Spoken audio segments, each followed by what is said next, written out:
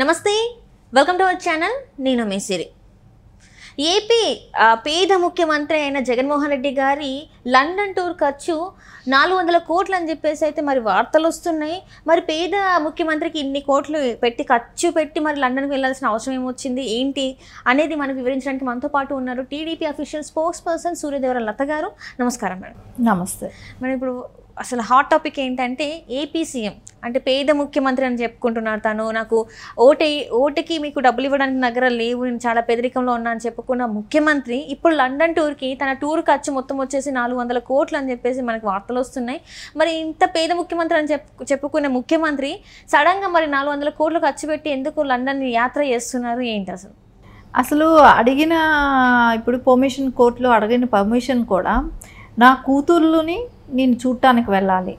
So వాళ్ళు అక్కడ చదువుకుంటున్నారు కాబట్టి వాళ్ళ దగ్గరికి మేము వెళ్ళాలి, చూడటానికి వెళ్ళాలి అని కోర్టులో పిటిషన్ వేసుకోవటం జరిగింది. కానీ యాక్చువల్లీ వాళ్ళు ఇండియా వచ్చి ఓటేసి వాళ్ళని తీసుకొని లండన్ వెళ్ళటం జరిగింది. అంటే వాళ్ళని చూడాలని వెళ్ళాలనుకున్న దానికిను వాళ్ళని ఎంట పెట్టుకుని ఇండియా నుంచి లండన్కి తీసుకెళ్లటంలోనూ ఎంత తేడా కనపడుతుంది ఇక్కడ. సో ఈయనేమో నేను సింగిల్ రూపీ కూడా నేను తీసుకోను, నేను ఫ్రీగా సర్వీస్ చేస్తున్నాను, నేను జీతం తీసుకోను అన్నాడు. మహా అయితే జీతం తీసుకుంటే 2 లక్షలు 3 లక్షలు ఉంటుంది సీఎం జీతం అయినా, అంతకు మించి ఉండదు కదా, 3 lakhsకి మించి ఏమీ ఉండదు. అట్లాంటిది ఆయన జీతం కన్నా కూడా ఎక్కువ ప్రజాధనాన్ని కోట్లతో దోచుకుంటున్నాడు. కోట్లు అంటే ఆయన లగ్జరీ లైఫ్, ఆయన పేద సీఎం మాటే కానివ్వండి, ఆయన తాగే వాటర్ బాటిలే కానివ్వండి, ఆయన వాడే చెప్పులే కాడి నుంచి కానివ్వండి, ఆయన ప్రతిదీ కూడా లగ్జరీ, ఆయన కుటుంబ సభ్యులే కానివ్వండి, వాళ్ళే అందరూ కూడా. సో ఇవన్నీ కూడా ఎవరు ఇది ప్రజాధనమే కదా. ఈరోజు అతను వెళ్ళే ఫ్లైట్కి గంటకి 12 లక్షలు. 12 లక్షలు అంటే ఆయన ట్రిప్ వెళ్ళేసి వచ్చే వరకు ఎన్ని గంటలు అవుతాయి? సో ఇన్ని రోజులకి కూడా దానికి రెంట్ పే చేయాలి కదా. అంటే ఇప్పుడు వస్తున్న వార్తల ప్రకారం మొత్తం ఇన్ని రోజులకి గంటకి 12 నుంచి 15 లక్షలు అంటే మొత్తం 50 కోట్ల వరకు కూడా ఖర్చు అవుతుంది అని చెప్పేసి వార్తలు వస్తాయి. రోజుకి 3 కోట్ల పైనే అవుతుంది ఆ ఫ్లైట్కి. రోజుకి 3 కోట్ల పైన అయితే వాళ్ళు తిప్పి వచ్చేటప్పటికి 50 కోట్ల రూపాయలు ఓన్లీ ఫ్లైట్ ఖర్చు. సో ఈయన తీసుకెళ్లిన అధికారుల ఖర్చు, ఇప్పుడు 3 డిఎస్పీని పంపిస్తే వాళ్ళకు ఓన్లీ ఖర్చు వచ్చి 1.5 కోటి. సో 3 డిఎస్పీలకి వాళ్ళని ముందే పంపించాడు. జనరల్గా ఎక్కడైనా ఒక సీఎంకి అంత బయట దేశం వెళ్ళేటప్పుడు ఒక ప్రధానికి ఉంటుంది కానీ ప్రోటోకాల్ కానివ్వండి, అది ఏమైనా అధికారులు ముందే వెళ్ళి అక్కడ రెక్కి చేయటం కానీ ఇవన్నీ ఉంటాయి. కానీ సీఎంకి హోదాకి అలా అంత ఉండదు విదేశాలకు వెళ్ళినప్పుడు.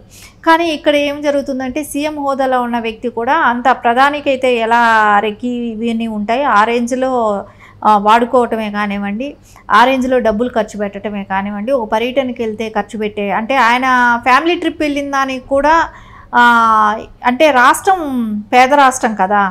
కానీ సీఎం చెప్పుకుంటాడు కానీ సీఎం రిచ్ సీఎం, ఆయన అనుభవించే లగ్జరీ అయితే రిచ్గానే ఉంటుంది. పేదలకి పెత్తనదారులకి అంటాడు. పేదలు ఎవరు? ప్రజలు. పెత్తనదారు ఎవరు? జగన్మోహన్ రెడ్డి. అక్కడ ఆయనే చెప్తున్నాడు 2 అని. పేదలకి పెత్తనదారులకి మధ్యలో సంగ్రామం, పోరాటం అని ఇన్ని రకాలుగా యుద్ధం అని ఇన్ని చెప్తాడు. ఆ యుద్ధము ఎవరు? ఏపీ ప్రజలు పేదాళ్ళు, ఆయన పెత్తనదారి. ఆయనే ఖచ్చితంగా ఇంత లగ్జరీ లైఫ్, ఇంత లగ్జరీగా ఖర్చు పెట్టుకోవటం కానివ్వండి ఇవన్నీ చేస్తున్నాడు. ఈరోజు దీని ఖర్చు 400 కోట్లు అవుతుంది. ఇంత డబ్బులు ఏ రకంగా ఎవరి మీద నెడుతున్నాడు? ఇదంతా ప్రజాధనమే కదా. సో ప్రజలకి తెలియదు అనుకుంటున్నాడా? ఈయన ముందు రోజుకు ఒక మాట, మరుసటి రోజుకు ఒక మాట లాగా తయారైంది. ముందు వరకు రైతులకి నేను సంక్షేమానికి డబ్బు ఇవ్వాలి అని చెప్పి మాట్లాడటం, దాని గురించి కోర్టులో నన్ను ఇవ్వనివ్వకుండా ఈసీ ఆపుతుంది అన్నట్టు కోర్టులో పిల్లి వేయాలని చూడటం, అయిపోయిన నెక్స్ట్ డే ఇవ్వమని చెప్పి కోర్టు తీర్పిచ్చినా కూడా ఆయన నెక్స్ట్ డేకి ఇవ్వకుండా చేయటం. అంటే ఖజానాలో ఏమీ డబ్బులు లేకుండా ప్రజలకు నేను ముందే పే చేస్తానని చెప్పినట్టు ఒక వాగ్దానాలు చేయటం, ఖచ్చితంగా తర్వాత ఇవ్వండి అని అంటే ఆఫ్టర్ ఎలక్షన్ ఇవ్వటానికి నిధులు లేకపోవటం. ఇవన్నీ కూడా చూస్తుంటే ప్రజలని ఎలక్షన్ బిఫోర్ ఒకలాగా, ఎలక్షన్ అయిపోయినాక ఒకలాగా చేయటం కూడా కనపడుతుంది. ఇప్పుడు ఆయన ఇంత ఖర్చు పెట్టుకొని ఇంత ఫ్లైట్ వెళ్ళటం అనేది 400 కోట్లకి ఖర్చు పెట్టాడు. దీనిలో ఎన్ని కోట్లు తరలించాడు?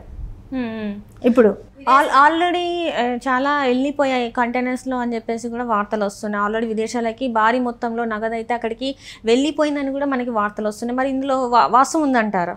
ఖచ్చితంగా, ఎందుకంటే వాస్తవం లేదే ఇది జరగదు కదా. మనకు చూసాం కంటైనర్లు పట్టుబడటాలే కానివ్వండి, మనం దీనిలో కూడా మొన్న ఆయన సెక్రటరియట్లో కూడా మనం పట్టుబట్టం చూసింది. ఒక కంటైనర్ ఇది ఎందుకు వచ్చింది అనేది ఫైల్స్ తీసుకెళ్ళాడా, మనీ తరలించడం జరిగిందా, ఏమైనా కంప్యూటర్స్ హార్డ్ డిస్క్లు ఇట్లాంటివి ఏమైనా తరలించడం జరిగాయా, ఏం జరిగిందనేది ఇంతవరకు కూడా బయట తెలియలేదు. ఖచ్చితంగా ఇవన్నీ కూడా జగన్మోహన్ రెడ్డి ఆయన ముందే స్కెచ్ వేసుకోవటం, ఆయన ముందే ప్లాన్ చేసుకోవటం జరిగింది. ఇవన్నీ ప్లాన్ చేసుకున్న తర్వాతే ఆయన ఈ ట్రిప్లో కూడా ఏవేవి ఆయన తరలించాలనుకున్నటువన్నీ ముందే తరలించడం, అవన్నీ చేయడం జరిగింది. ఇంకోటి ఆయన 2000 ఎకరాలు 2000 కోట్లు పెట్టి ఒక దీవిని కొన్నాడు అనేది కూడా అందరికీ తెలిసినదే. సో రేపు పొద్దున ఆయన తిప్పి వస్తాడా రాడా, లేకుంటే ఇంకో 10 రోజులు ఎక్స్టెన్షన్ అడుగుతాడా ఎలక్షన్ ఇదంతా అయిపోయే వరకు, సో ఇవన్నీ కూడా ఎవరికీ తెలియట్లేదు. ఖచ్చితంగా జగన్మోహన్ రెడ్డి ఇప్పుడైతే వెళ్ళటం ఆయన దోచుకున్నదంతా దాచుకోవటానికే వెళ్ళాడు అక్కడికి. అంటే ఇప్పుడు మీరు అన్నట్టు ఇప్పుడు ఓడిపోయే పరిస్థితులు ఉన్నాయని చెప్పేసి అందరూ సర్వేల ప్రకారం అయితే మనం చూస్తున్నాం ఈసారి కూటమికే మొత్తం చాలా వరకు ఎక్కువ సీట్లు వస్తాయని చెప్పేసి. కాకపోతే ఇక్కడ జగన్మోహన్ రెడ్డి గారు మొన్న ఐపాక్ అక్కడికి వెళ్ళి చిన్న మీటింగ్లో తను చెప్పడం జరిగింది గతంలో కన్నా ఈసారి ఎక్కువ వస్తాయని చెప్పేసి. అది పై మాటలా లేకపోతే ఏంటి అనేది వాళ్ళు ఎంత కాన్ఫిడెంట్గా ఉన్నారో మనం చూసాం. కాకపోతే ఏంటంటే ఇదంతా జస్ట్ పైనగా చూపిస్తున్నారు. ఇప్పుడు వెళ్తే మాత్రం ఇంకా జగన్మోహన్ రెడ్డి గారు ఇంకా ఇండియాకి వచ్చే పరిస్థితులు అయితే లేవు. ఏదైతే మీరు చెప్పారో ఐలాండ్లోనే ఇంకా వాళ్ళు స్థిరపడిపోతున్నట్టు కూడా మరి వార్తలు వస్తున్నాయి. నిజంగానే ఐలాండ్ తీసుకున్నారా, నిజంగానే ఐలాండ్లో ఉండబోయే అవకాశాలు ఏమైనా ఉన్నాయా? ఖచ్చితంగా ఏంటంటే ఐప్యాడ్ ఆ రోజు వెళ్ళటం జరిగింది, కానీ వెళ్ళిన తర్వాత కూడా ఆయన ఎక్కడా కూడా వాళ్ళతో హ్యాపీ మూడ్లో ఉన్నట్టు ఎక్కడా కనపడలేదు. మీరు చూస్తే అర్థమవుతుంది. యాక్చువల్లీ ఆయనకి ఏంటంటే అక్కడికి వెళ్ళటానికి ఇష్టం లేదు, వాళ్ళతో కలవటం ఇష్టం లేదు. ఏదో ఇంకా ఫార్మాలిటీ కోసం ఇంకా అందరూ తప్పదన్నట్టు వెళ్ళి కలవటం జరిగింది. కలిసిన తర్వాత కూడా వాళ్ళకి అందరినీ కూడా ఇంకా ఐపాక్ టీంని అంతా కూడా తరలించి అంతా క్లోజ్ చేయటం జరుగుతుంది. ఆ సిస్టమ్ అనేదే లేదు, ఇక అది క్లోజ్ చేస్తూ వాళ్ళకు ఒక వార్నింగ్ కూడా ఇవ్వటం జరిగింది.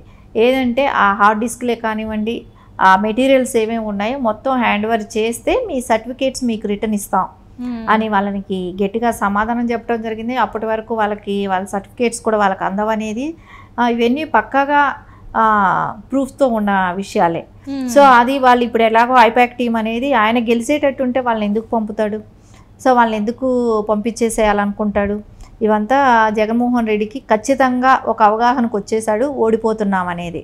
ఆ ప్లానింగ్తోనే ఆయన ఉన్నాడు. ఖచ్చితంగా దాని మూలానే ఇప్పుడు విదేశాల ట్రిప్ కూడా ఆయన వెళ్తూ కూడా కొన్ని చోట్ల ఆగటం కూడా అనుమానాన్ని క్రియేట్ చేస్తుంది.